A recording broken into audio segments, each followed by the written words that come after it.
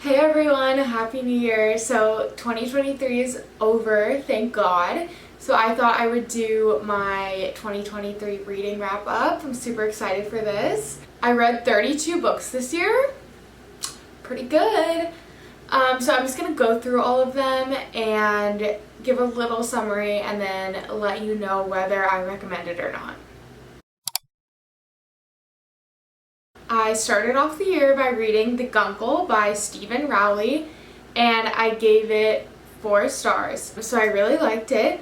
It's about this gay uncle who has to take care of his niece and nephew while his brother is in rehab, and he lives in Palm Springs, and they come over and live in his house, and he has to parent them essentially. It's a really good story about parenting, familial relationships, and it's really funny. I would recommend it. It's really cute and heartwarming. Next, I read Everything I Know About Love by Dolly Alderton, and I've talked about this so many times, so I'm just going to keep it brief, but it's a memoir about her life in her 20s, just like lessons she's learned, dating, friendships. If you're in your 20s, I think everyone should read this, honestly. It's so good, and it really just spoke to me about things that I was feeling at the moment while I was reading it, and I gave it 5 stars. It's one of my favorite books ever. Next, I read Killers of a Certain Age by Deanna Raybourn, and I gave it 4 stars. It's about a group of 60-year-old assassins, and they go on vacation for retirement and then find out that they've been marked for death, so they have to basically go back to work. It's really funny, it's fun, it's fast-paced if you want something fast-paced. They always make jokes about their age, and if you like spy stories, like I really like spy stories, so I really like this. Next, I read Mary Jane by Jessica Anya Blau, and I gave it 5 stars. It's about this girl, Mary Jane, who comes from a conservative family. She's 14, and this new family moves to the neighborhood who she nannies for. And the dad is a therapist, and basically there's this rock star staying with them over the summer, and the dad is treating the rock star for addiction. So Mary Jane, goes over there to nanny their daughter, and she's just exposed to frogs and their rock and roll life and music. Just like a bunch of things that she wouldn't necessarily be exposed to had she stayed at home.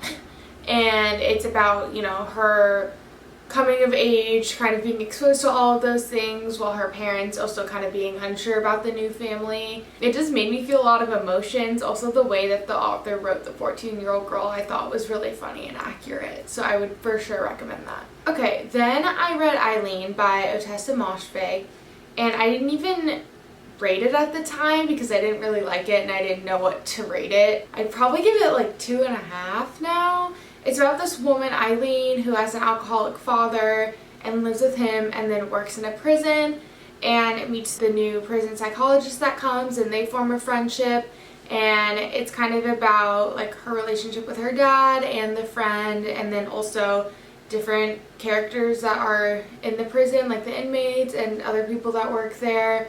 I really liked My Year of Rest and Relaxation, so I thought that I would like this, but I didn't like Eileen's character as much as the character in My Year of Rest and Relaxation, so it just didn't really do it for me, honestly. I don't think I would recommend it. Then I read Writers and Lovers by Lily King, which I rated 4 stars. It's about this woman who's 30 and is a struggling writer in New York. She's been working on her book for 6 years and is a waitress and meets different love interests. It's definitely about being, finding your way in life in New York City. It's really well written. It's entertaining. I would recommend it. I really liked it. Then I read Perks of Being a Wallflower, which is a reread because I remember really liking it in high school and I just wanted to read it again because I hadn't read it in a really long time. So this follows Charlie as he's entering high school, meets this new group of friends that are older, and just is exposed to different high school experiences. I gave it 3 stars just because, I liked it, but it didn't hit super hard, if that makes sense. I really do love the movie though. I know a lot of people really like this. It just I liked it, but it didn't give me that 5-star feeling. Then I read The Ballad of Songbirds and Snakes by Suzanne Collins, which is the prequel to The Hunger Games. It's in third person, but it follows Snow, and it's essentially some of Snow's backstory. So basically he lives in the capital, he's really poor, his family's really poor from the war. It's the 10th Hunger Games, and as like a new thing that they're trying, the kids at the Capitol High School have to mentor the tributes. So he mentors Lucy Gray. It talks about a bunch of different themes, oppressive relationships. I think that the world building of Panem was just amazing.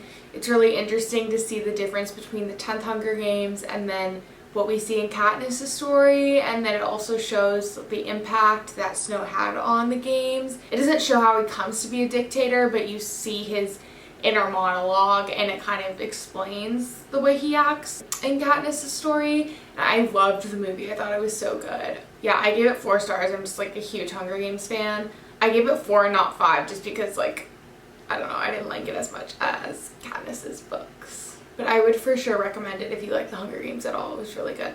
Then I read Rock, Paper, Scissors by Alice Feeney, and I've heard a lot of really good things about that book, but I just didn't like it. I gave it 2 stars. The first 80% of the book was just them talking about their marriage problems, and it just didn't feel like a thriller until the very end. So I was just kind of bored. I listened to the audiobook. Yeah, I just didn't really like it. Would not recommend.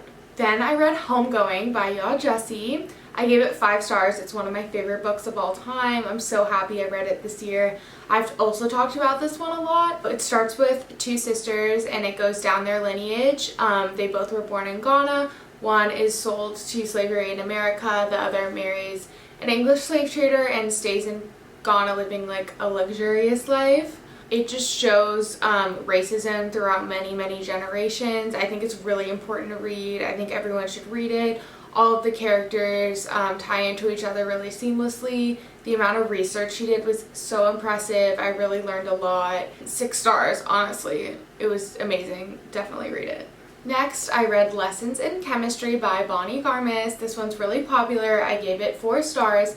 It's about this woman, Elizabeth Zott, who is a chemist, and then her career ends and she starts doing this cooking show on TV because she just is so beautiful and has a TV face, even though she really wants to be a scientist. And in her TV show, she speaks to women across the country and she incorporates women's empowerment messages in her show. So it's about feminism, being a woman in STEM, basically in the, I don't know when it takes place, I think the 60s. It was really good. I loved it. I would recommend it. Next, I read Eve's Hollywood by Eve Babbitt, which is just a collection of stories from her life. I gave it 3 stars. Now I'm thinking my ratings are kind of messed up because there's some 3-star books that I'm like, I liked it, and some 3 stars that I'm like, I didn't like it. But this one, I honestly didn't really like. I would not recommend it. I thought I was gonna like it because I grew up in LA and I live here now, but I just thought I was kind of bored. I didn't really care about most of the stories. Some of them were interesting, like the characters that she talks about. Maybe if you're like a huge Eve Babbitt's fan, you would like it, but I didn't really care, to be honest. Next, we have Almond, and I loved this book. I gave it 4 stars. It's about this boy who has a brain condition that prohibits him from being able to feel emotions like anger or fear, and he kind of goes to school. He doesn't really have any friends, and this boy comes to school who's kind of a troublemaker, and they become friends, but it's kind of a complex friendship between them, and it's just about friendship, coming of age, his brain condition. It's really good. I would recommend it for sure. Then I read Tomorrow and Tomorrow and Tomorrow by Gabrielle Zevin. 5 stars, amazing. Please read it. I'm actually obsessed with it. It's about 2 characters who meet in childhood and then they reunite in college in Boston, and they start a video game company together where they make a bunch of video games, and it's about their relationship. It's also kind of explains how video games were made like in the 90s, which I thought was really interesting.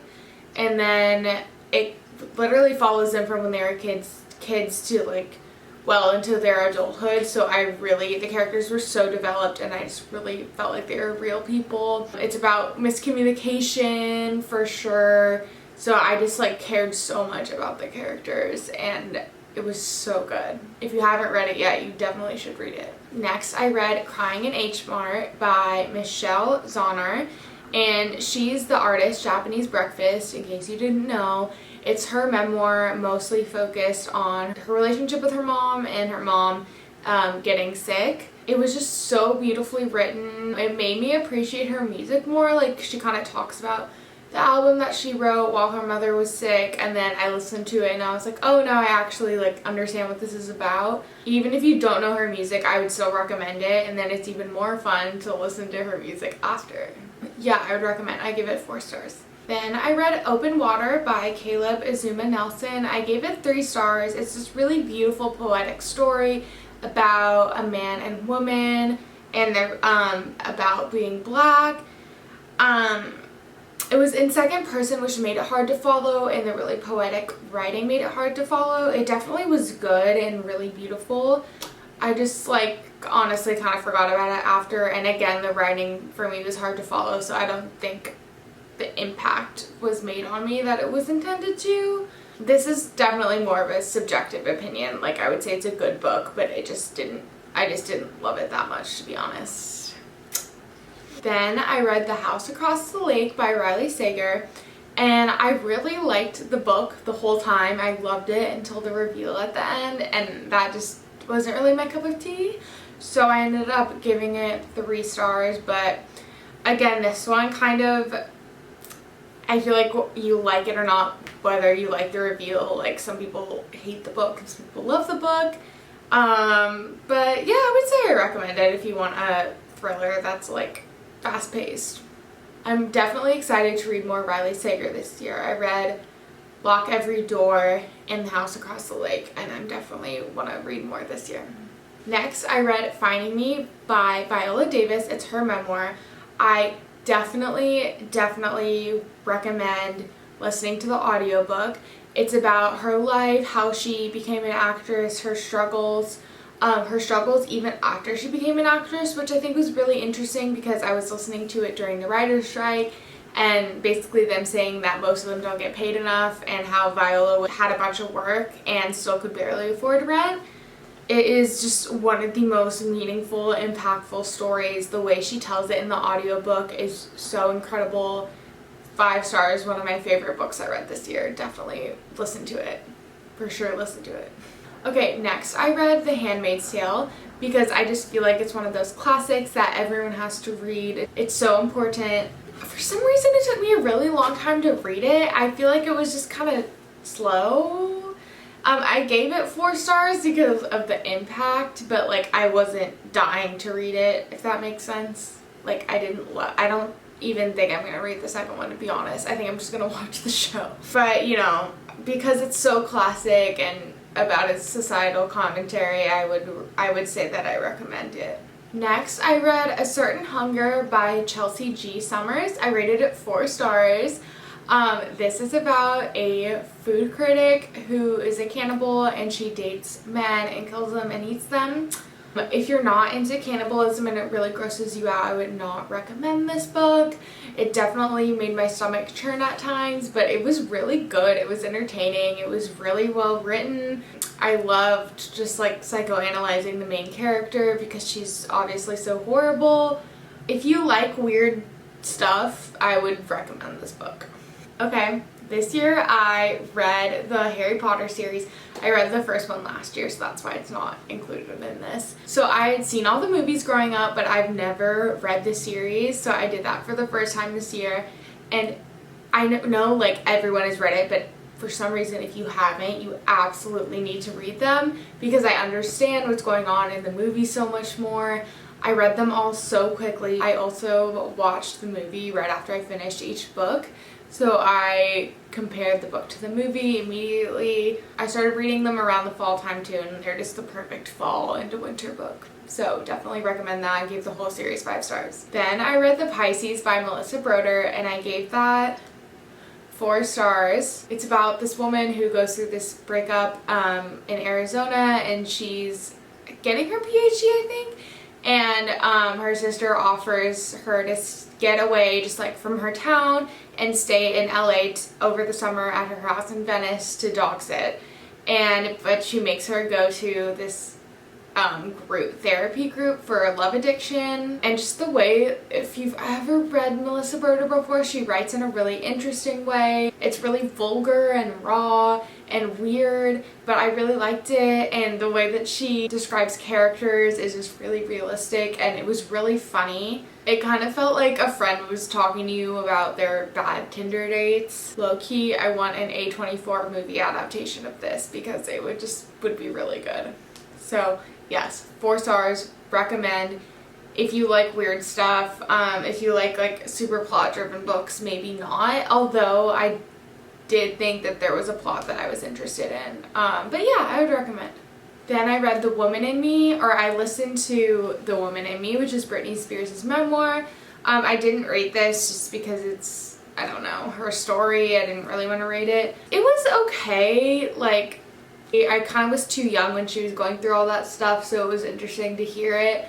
Although people that, you know, were listening to the media then kind of are just saying, like, you didn't learn anything new. But it's essentially just her taking her story into her own hands, which I think is good, and just explaining, you know, everything that happened and how she started her career, why she did everything that she did, like shaving her head. If you're interested in it, I would listen to it probably. Then I read The Last Ms Parish by Liv Constantine and gave it 3 stars. It's about this woman who comes up with this plan to befriend this couple. I don't want to give too much away, but you're just like figuring out why she wants to befriend this couple. And you know, there's twists and turns in it. It was honestly kind of predictable. Like, it wasn't super plot twisty. I wouldn't even say it was a thriller, like maybe psychological thriller, but I kind of just think it was like a thrilling fiction book. I gave it 3 stars. I don't think I would really recommend it just because it wasn't like, it didn't wow me in any way, but it wasn't bad. It's kind of like in the middle, you know? Then I listened to Hood Feminism by Mickey Kendall. I really like reading fiction books and then listening to nonfiction books because it's kind of like you're listening to a podcast, and I just don't think I really can sit down and read a nonfiction book. This is basically an introduction to intersectional feminism, so if you don't know what that is and you want to learn more about it, I would recommend it. However, I had already learned about a lot of those topics, like in school and on social media, so I didn't really learn anything. So I didn't read it either because, you know, it's a woman explaining intersectional feminism and like how it applies to her life. If you're well versed in the topic, I would not recommend this book because it's very basic. If you have never heard of it and you want to learn more, I guess I would recommend it. Yeah, it didn't really do it for me. Then I listened to Remarkably Bright Creatures by Shelby Van Pelt. The audiobook is really good. Like, the acting of the different characters was really cute. My mom recommended I listen to the audiobook over reading it, but I definitely think you could still read it. It's about this woman, Tova, who she's like, I don't know how old she is, she's like an old woman, probably like in her 70s, and she lost her son and works at an aquarium in Washington in her free time, and she befriends this octopus, and she's trying to figure out like what her son passed away kind of mysteriously, and she's trying to figure out what happened to him. And then there's also, it alternates chapters between her and then this guy named Cameron, who is from Modesto, and he just kind of grew up with a disadvantaged life and doesn't really know what happened to his parents, and basically the book is like the quest for him to try to find who his dad is. I gave it 4 stars. I would recommend it. It was really, really cute and wholesome. It was entertaining. It was great. Recommend it. And lastly, I just finished A Court of Florence and Roses. Why did it take me over a month to read this? I think it's due to me being busy, but I also wasn't like dying to read it, if that makes sense. I gave it 3 stars. I liked it. I think all the new fantasy lingo was a little hard for me to get into. I'm for sure gonna read the next book because I heard it just keeps getting better. It's about this girl, Feyre, who goes hunting in the woods, And I don't know if this is a spoiler. No, it happens at the beginning. She basically kills a fairy and then she gets captured by the fairies, and it's kind of about her like in the fairyland essentially. That's all I'm gonna say. But I think it's a romantasy, so it's like a fantasy romance. It was good. I would recommend it if you want. I mean, just because it's so popular, I would say I would recommend it if you want to, you know, delve into fantasy. It wasn't like, didn't blow me away. It wasn't my favorite thing ever, but I liked it. Okay, so that is all the books I read this year, and then I guess it's only December 28th, so currently I'm reading Then She Was Gone by Lisa Jewell, so I don't know if I'll finish that before the end of the year, probably not, but that is it. That's all of the books that I read this year. Let me know if you've read any of these, or if you have any recommendations of things you think I would like, or what are your favorite books that you read this year? Really curious. Thanks for watching. Bye!